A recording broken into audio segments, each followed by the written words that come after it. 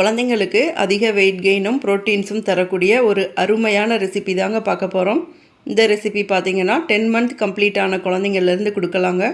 அதுக்கு ஒரு 2 table spoon அளவுக்கு அரிசி எடுத்துக்கோங்க.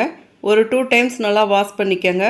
அடுத்ததாக திரும்பவும் கொஞ்சம் தண்ணி சேர்த்து ஒரு 15 மினிட்ஸ் மட்டும் ஊற வச்சுக்கோங்க. இப்போ பார்த்திங்கன்னா அரிசி நல்லாவே ஊறிடுச்சு. தண்ணியை வடிகட்டிட்டு குக்கரில் சேர்த்துக்கோங்க.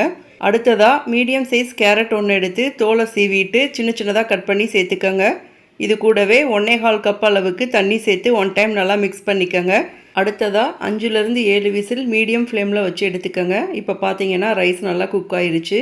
சூடாக இருக்கிறப்பையே நல்லா மசிச்சு விட்டுக்கோங்க.